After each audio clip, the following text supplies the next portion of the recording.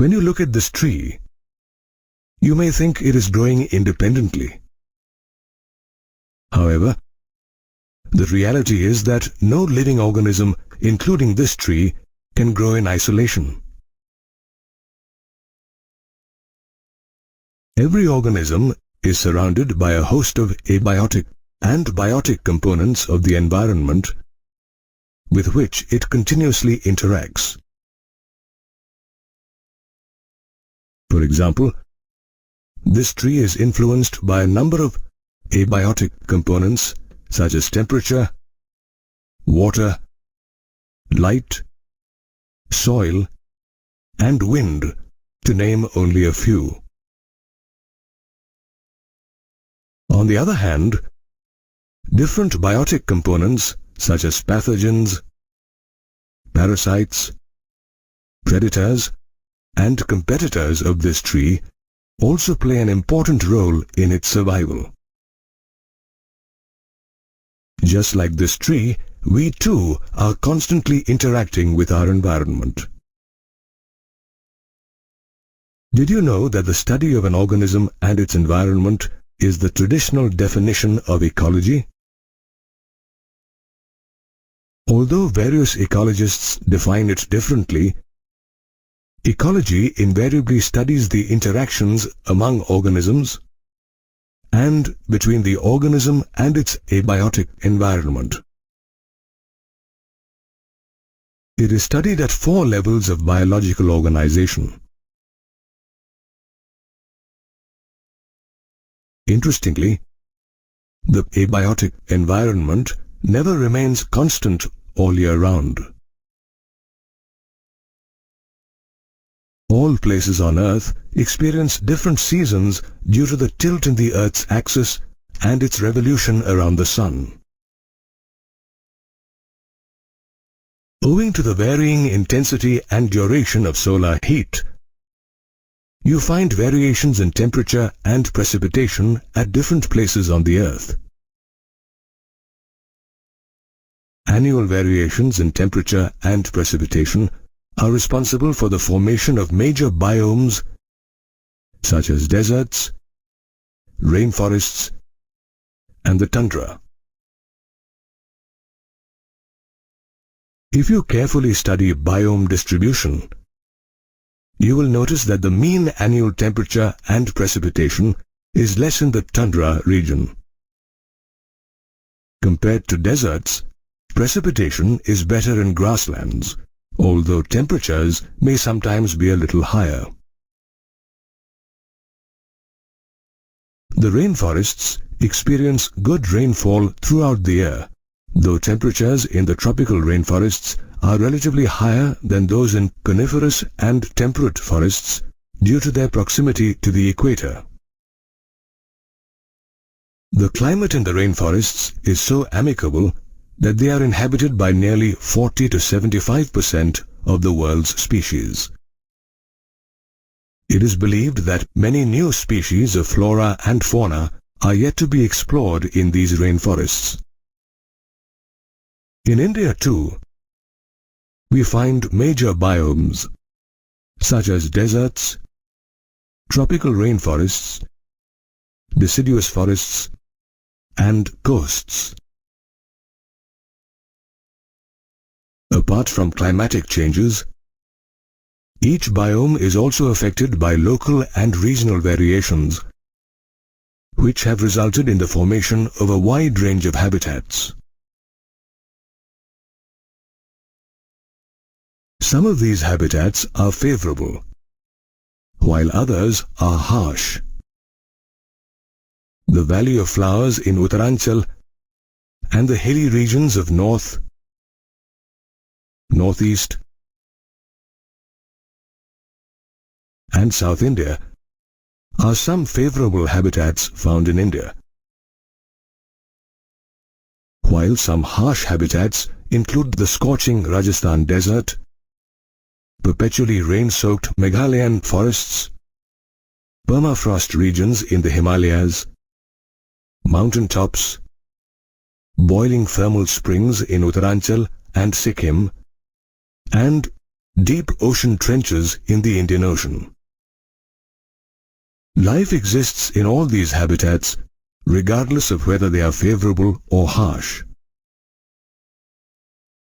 The difference in chemical and physical conditions of these habitats is due to the variation in abiotic factors such as temperature, water, light, and soil. Apart from interacting with abiotic factors, the organisms also interact with the other living organisms in their habitats, such as pathogens, competitors, parasites, and predators. This is the reason why organisms differ from habitat to habitat. For example, the plants and animals in the Rajasthan desert are different from those in the Meghalayan rainforest. It is assumed that organisms have evolved or modified themselves over time through natural selection to survive and reproduce in their respective habitats. For instance, desert plants have developed special mechanisms such as spongy stems, which aid in storing water. The leaves, too, are reduced to tiny pointed spines, which decrease the loss of water due to transpiration. Likewise, the camel has adapted itself to survive without water for up to 10 days at a stretch. On the other hand, plants growing in rainforests have developed special mechanisms such as leaves with drip tips and thick, waxy surfaces which allow water to run off. Moreover, some climbers grow on tall plants to receive sunlight. In this way, every organism slowly adapts to the physico-chemical conditions of its habitat as well as its biotic components to survive and reproduce. If you observe your environment, you will notice several physical or abiotic factors such as temperature, water, light, and soil. These abiotic factors have a strong bearing on the life and existence of plant and animal species in different regions of the planet. Moreover, every organism adapts itself in various ways to these factors.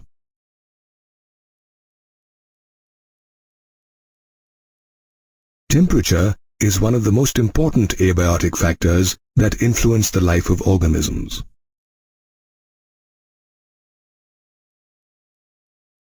On Earth, the average temperature on land varies seasonally. Moreover, as you move away from the equator towards the poles, you will notice a progressive decrease in temperature. Similarly, as you climb mountains, temperature decreases with an increase in altitude. On our planet, temperature ranges from sub-zero levels in the polar areas and high altitudes to more than 50 degrees centigrade in tropical deserts in summer. Interestingly, there are some unique habitats such as thermal springs and deep-sea hydrothermal vents where the average temperature exceeds 100 degrees centigrade.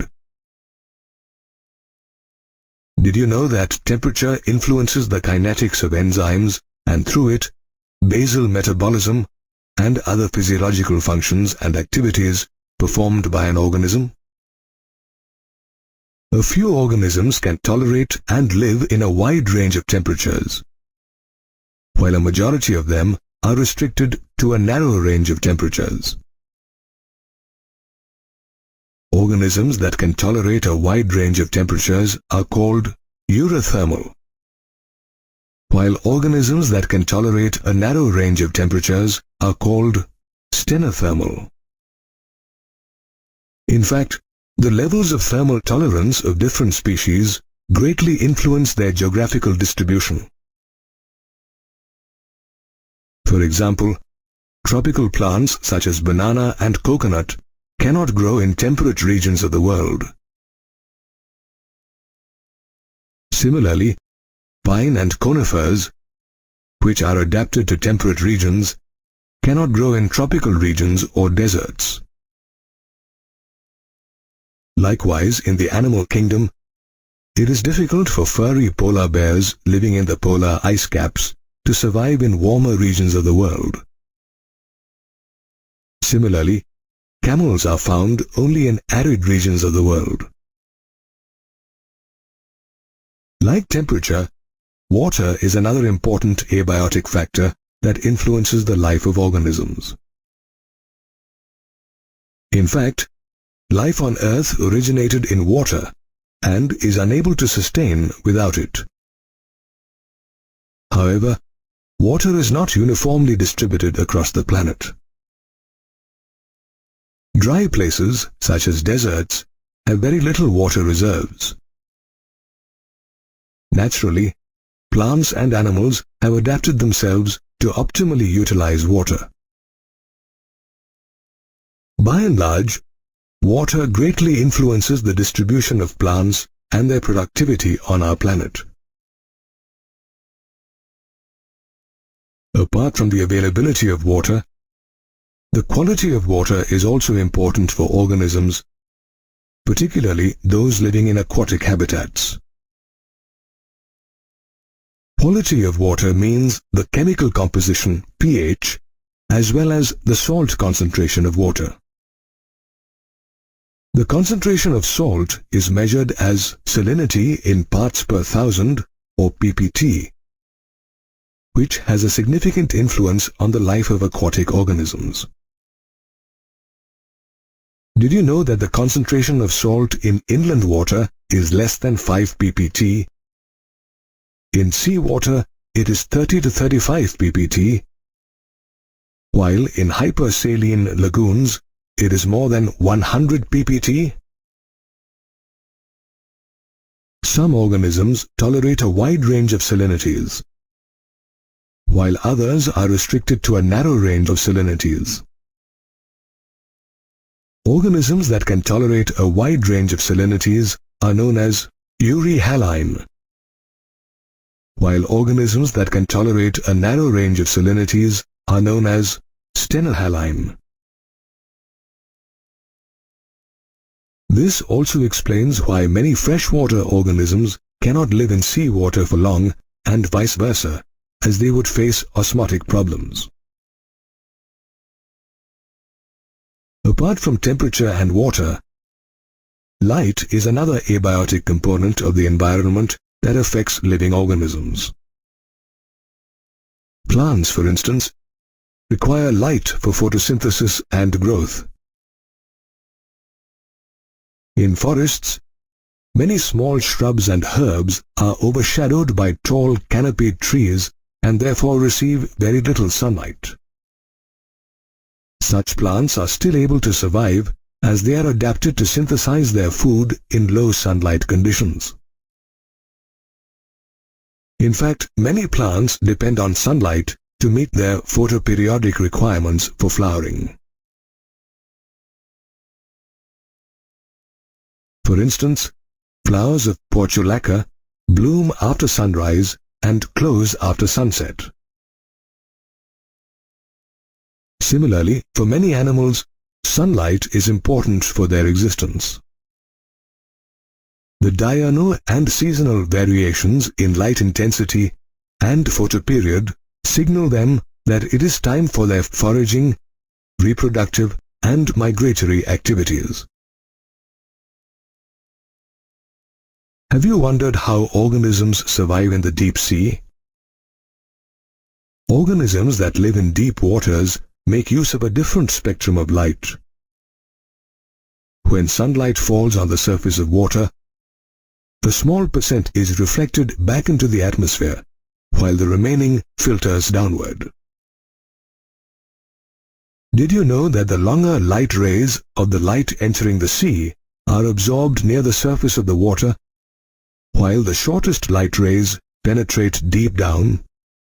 Thus, Photosynthesis in deeper waters occurs with blue and green rays, which are absorbed by the brown and red algae on the seabed.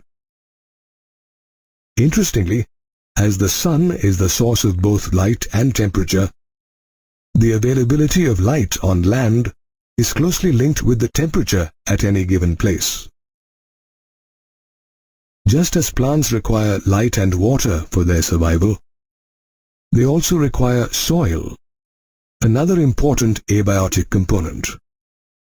On Earth, the nature and properties of soil varies in different places. The type of soil depends on the parent rock, climate, weathering process, how the soil is formed, and whether the soil is transported or sedimentary. Apart from these factors, various soil characteristics such as its composition, grain size, and soil aggregation determine its percolation and capacity to hold water.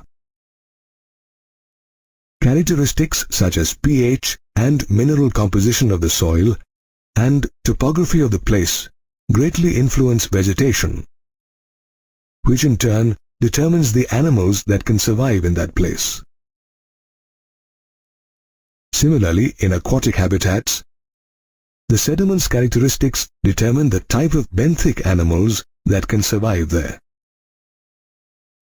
Organisms living in this zone are called benthos, which include chitons, oysters, mussels, sponges, corals, and crabs.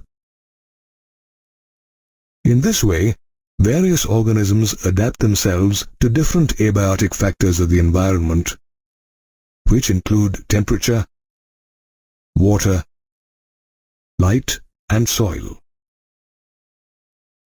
Did you know that sweating in summer, shivering in winter, and seeing frogs in the rain and not in summer or winter are all responses to changing abiotic factors? Ever since organisms have come into existence on our planet, they have been evolving to survive better and reproduce in their habitats. However, the abiotic conditions of many habitats are never constant and keep changing significantly with time. These changes in abiotic conditions also affect the organisms living in that particular habitat.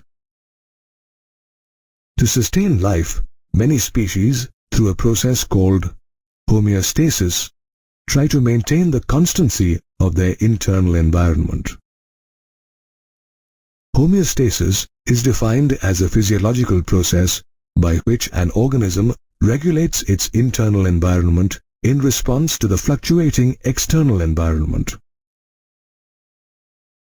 Although organisms achieve homeostasis through physiological means, it can also be achieved through artificial means, which is best seen in human beings. Consider that you can study well when the temperature is around 25 degrees Celsius. But in summer, the heat makes you lethargic and hence you are unable to concentrate. By simply using an air conditioner or a cooler, you can make your external environment pleasant so that you can perform better. Such artificial means do not exist for animals and plants in nature. So, how do they cope with such adverse situations? There are various ways by which organisms can respond to adverse external environments. They can regulate, conform, migrate, hibernate, estivate, or suspend themselves under such circumstances. Let's take a look at each situation. Organisms that are capable of maintaining homeostasis by physiological or behavioral means are called regulators. The mechanism by which organisms regulate their constant body temperature, irrespective of the external temperature, is called thermoregulation. Similarly, the mechanism by which organisms regulate a constant osmotic concentration, irrespective of the external osmotic concentration, is called osmoregulation.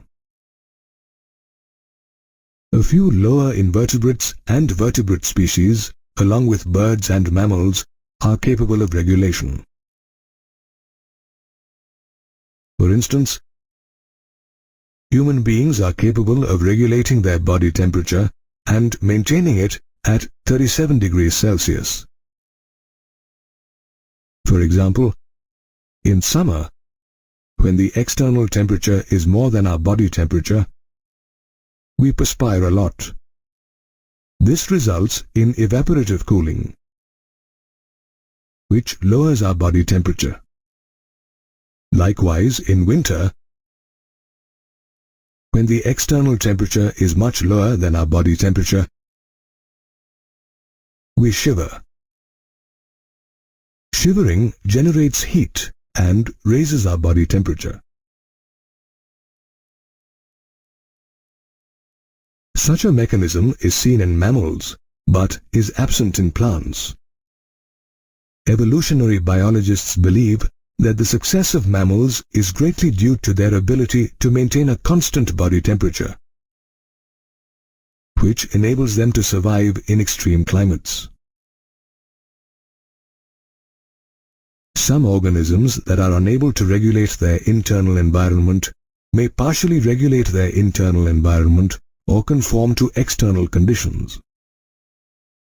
These organisms are known as conformers. Studies show that almost 99% of animals and nearly all plants belong to this category. The body temperature of such organisms changes according to the ambient temperature.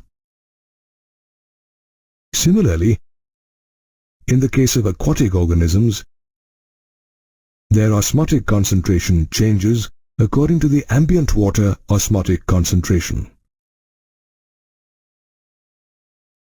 Although maintaining a constant internal environment has advantages, conformers did not evolve into regulators. The reason is that processes like thermoregulation and osmoregulation consume a lot of energy, particularly in small animals, where heat loss or heat gain is a function of the surface area. Such animals have a larger surface area compared to their volume, and so they tend to lose their body heat very quickly when the outside temperature is low. Moreover, they consume a lot of energy to generate body heat, and this is why you rarely find small animals in the polar regions.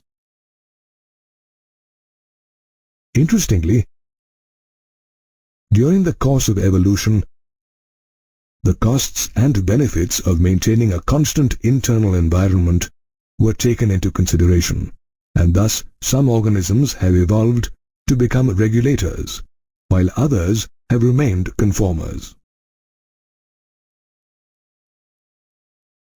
Sometimes, stressful external conditions may be localized or have a short duration. In such situations, organisms may migrate, hibernate, estivate, or suspend to survive. Particularly during winter, you may have read about or witnessed the arrival of migratory birds such as the greater flamingo, Siberian cranes, and northern shoveler from Siberia and other cold northern regions to the famous Keoladeo National Park in Bharatpur in Rajasthan. Similarly, in Europe too, people staying high up in the Alps come down to the valleys during winter. Migration is seen in animals that are capable of moving from stressful environmental conditions to a place that offers a favorable climate. But what about animals that are unable to migrate? Such animals are likely to cope with the unfavorable conditions by undergoing hibernation during winter to preserve energy and estivation in summer to avoid heat-related problems and desiccation. Interestingly, many zooplanktons in lakes and ponds are known to enter diapause, a state of suspended development during unfavorable conditions. Although these mechanisms are seen in animals, plants too show various responses to stressful external conditions. They usually suspend themselves in unfavorable conditions. In the case of bacteria, fungi, and lower plants, thick-walled spores are produced, which help them survive in unfavorable conditions and germinate in favorable conditions. Similarly, in higher plants, seeds and other vegetative reproductive structures are produced, which help overcome stressful periods besides helping in dispersal. This is done by reducing their metabolic activity and undergoing a dormancy period. In favorable conditions, these seeds and vegetative reproductive structures germinate to form new plants. In this way, we see that to respond to stressful abiotic conditions, various organisms regulate, conform, migrate, hibernate, estivate, or suspend themselves. Some animals live in arid regions, while some animals thrive in polar regions.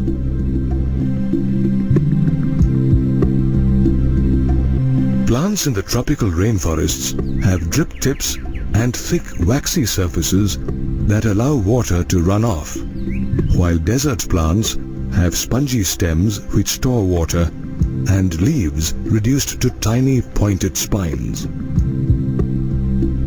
On our planet, every organism adapts to stressful environmental conditions through morphological, physiological, and behavioral means.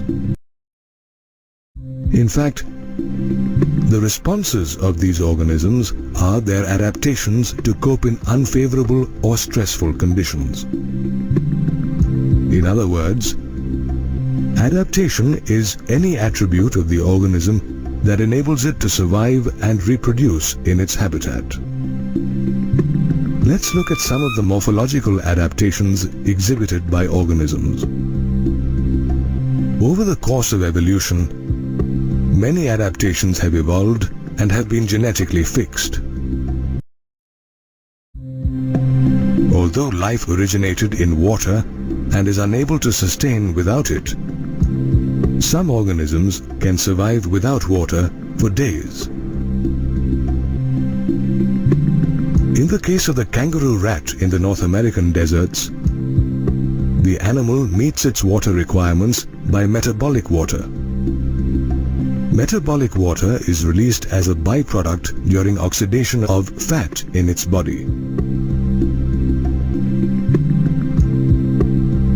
The body of this rodent is also capable of concentrating its urine so that very little water is used to remove waste products.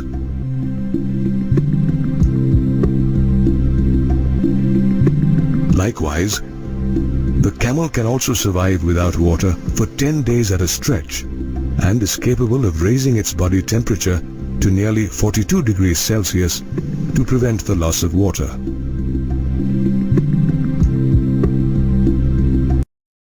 Similarly, many desert plants have a thick layer of cuticle on their leaves with their stomata embedded in deep pits to reduce the loss of water through transpiration.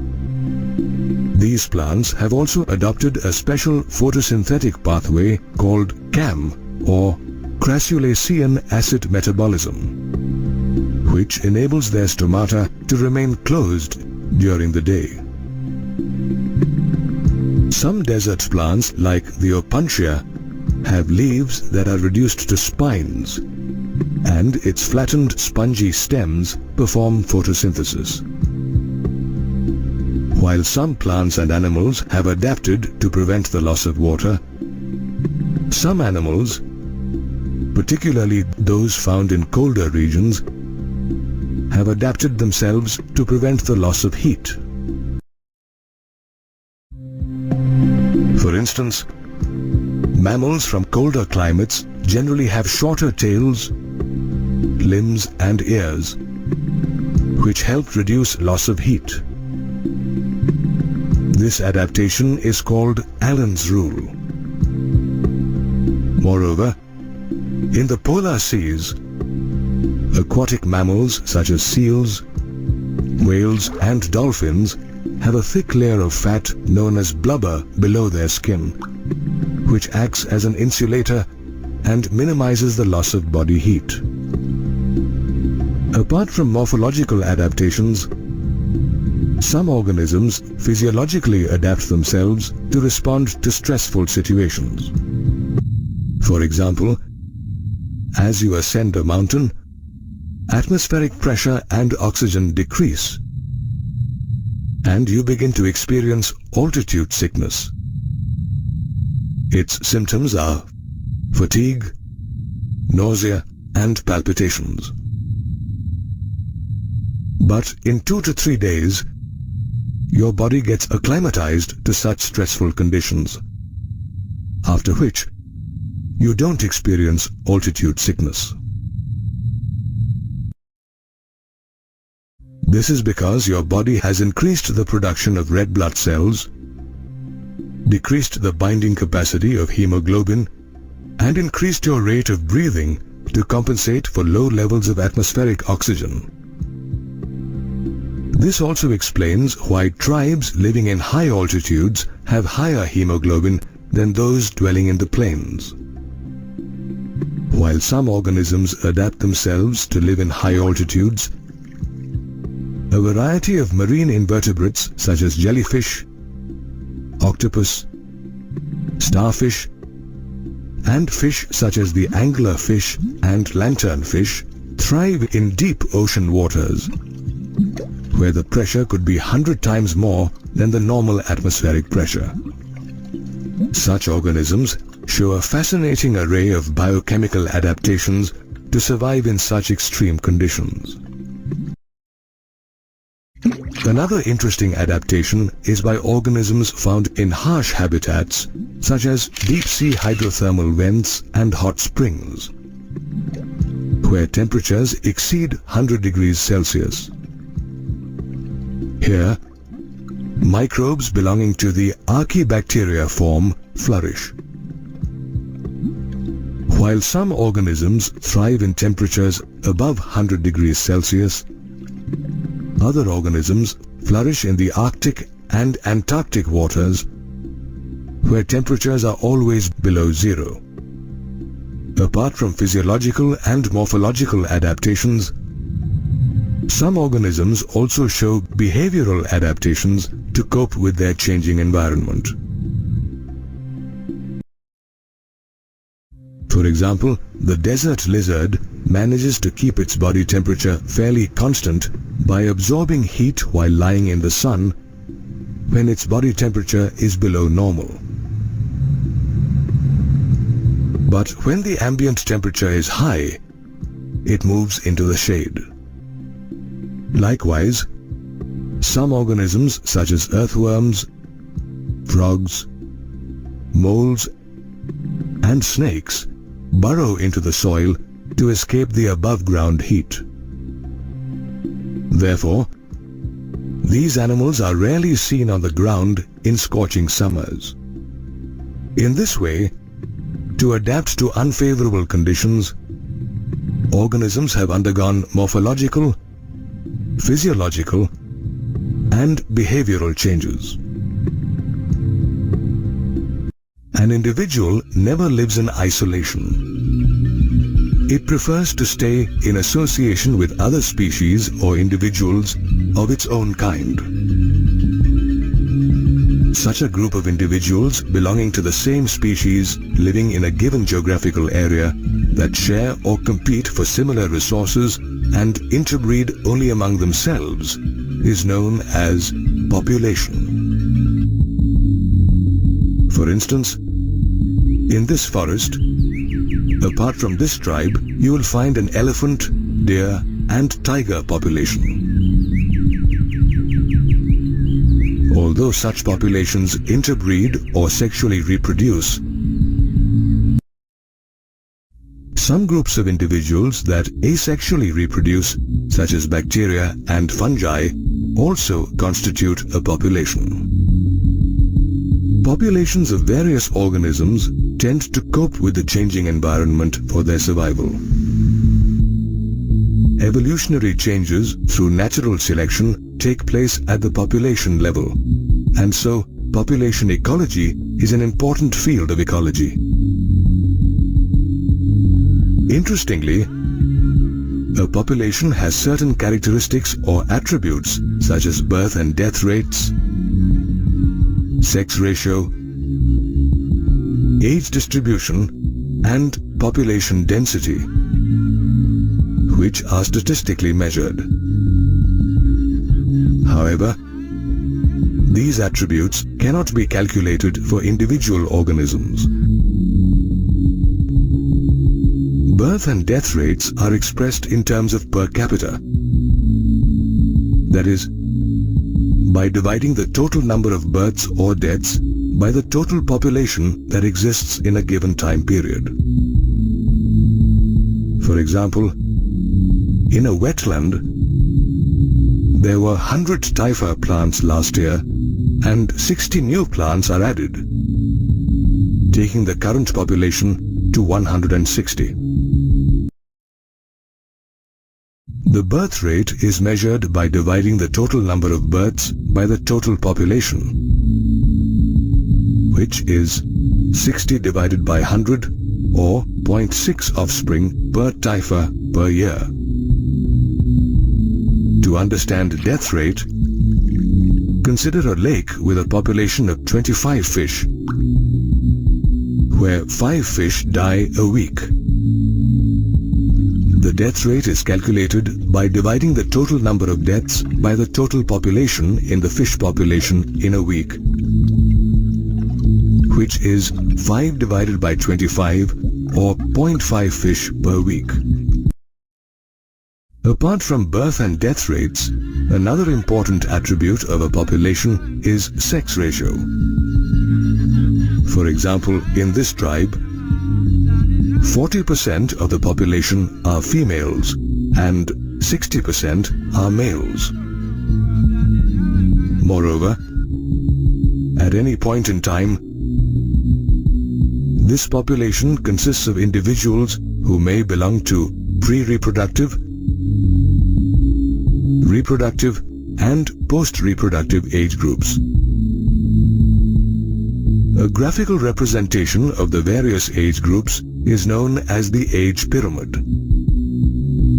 In the human population, the age pyramid shows the age distribution of males and females in the same diagram. In fact, the shape of the age pyramid reflects the growth status of the population and indicates whether the population is growing, stable, or declining. Another important population attribute is the size of the population, or the population density denoted by the letter N, which provides details of its status in its habitat. The size of the population is usually taken into consideration for studies on ecological processes in the population, such as the effect of pesticides or pollution, impact of predators, or competitors with other species. Moreover, a habitat may consist of several populations of different sizes. In this wetland, for instance, there are only 10 kingfisher birds, hundreds of cutla fish, thousands of typha plants, and millions of Chlamydomonas. Although the total number of individuals of a species provides the most appropriate measure of its population density, in some cases, measuring population density in terms of numbers is either meaningless or difficult to determine. For instance, if there are 200 Parthenium plants growing under a single huge banyan tree, it would be incorrect to say that the population density of banyan tree is very low compared to the Parthenium plants. In such a case, the biomass density or the biomass per unit area or volume of the banyan tree provides a meaningful measure of the population size. Thus, population density can be a biomass density or a numerical density. Sometimes, estimating the total number of individuals in the population may not be possible, as the size may be huge or counting may take a lot of time. Think of the effort and number of hours you would require to count the number of fish in a lake.